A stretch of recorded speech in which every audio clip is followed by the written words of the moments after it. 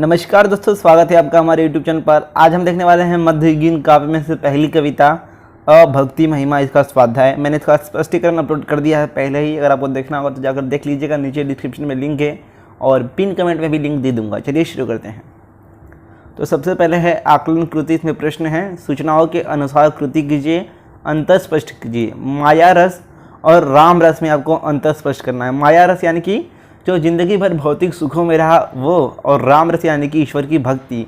तो जो ज़िंदगी भर भौतिक सुखों में रहा उसका जो दिल है मक्खन जैसा कोमल दिल पत्थर बन गया, यानी कि दिल उसका कठोर हो गया। और जिसने भक्ति का मार्ग चुना, जिसने राम रस पिया, उसका पत्थर जैसा कठोर दिल मक्खन हो गया, कोमल हो गया। आगे देख लेते हैं। दूसरा है, लिखिए मैं ही मुझको मारता से तात्पर्य। तो इसका मतलब है कि मैं ही, यानी कि मेरा अहंकार ही मेरा विनाश बना, सर्वनाश का कारण बना। तो दादू दयाल जी के अनुसार मनुष्य का सबसे बड़ा दुश्मन मैं, यानी कि उसका अहंकार है। अपने अहंकार के कारण मनुष्य का विवेक, यानी कि उसकी बुद्धि खत्म हो जाती है और उसे नष्ट कर देती है। इस तरह मनुष्य को मारने वाला उसका अपना ही अहंकार है। कवि ने इन पंक्तियों में यह बात कही है। आगे है आ सह संबंध जोड़कर वाक्य पूर्ण कीजिए। तो पाती प्रेम की, इसका आएगा बिरला, और साईं काहे को दुख दीजिए, यानी कि पहले जोड़िया मिलाना है और उसका वाक्य प्रयोग करना है। तो पहला है जो ये वाला पाती प्रेम की बिरला, इसका आएगा वाक्य, सबके अंदर साईं प्रभु है इसलिए तू क्यों किसी को दुख देता है, और प्रेम की पाती को ही बिरला ही पढ़ पाता है। तो देखो पहला वाक्य बनता है ये वाला साईं और काहे को दुख दीजिए, यानी कि सबके अंदर भगवान है इसलिए किसी को दुख नहीं देना चाहिए। और जो दूसरा वाक्य बनता है पाती प्रेम की और बिरला से, यानी कि जो प्रेम की पाती है, प्रेम का पत्र को ही विद्वान व्यक्ति ही पढ़ पाता है। बिरला का अर्थ होता है विद्वान, सबसे अलग।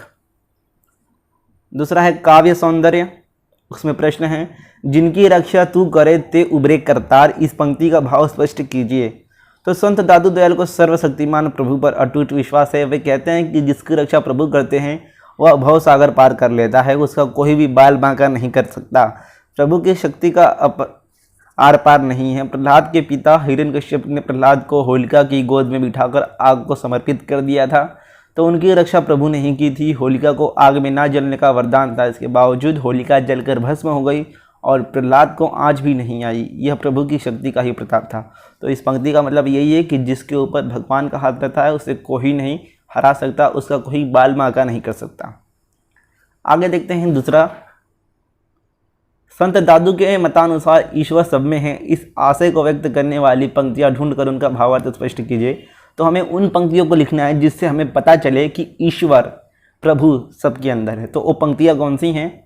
संत दादू दयाल ने काहे को दुख दीजिए, साईं है सब माही, दादू एक आत्मा दूजा को ही नाही। पंक्तियों में ईश्वर को घट घट में व्याप्त बताया है। वे कहते हैं कि हर व्यक्ति में ईश्वर का अंश होता है, सबकी आत्मा एक ही है, उसमें ईश्वर विद्यमान होते हैं, उसमें परमात्मा के अतिरिक्त दूसरा कोई नहीं होता। तो यही सारी पंक्तियां हैं जो आपको यहाँ पर लिखनी है और उसका अर्थ भी बताना है। अगला है अभिव्यक्ति, सबसे महत्वपूर्ण।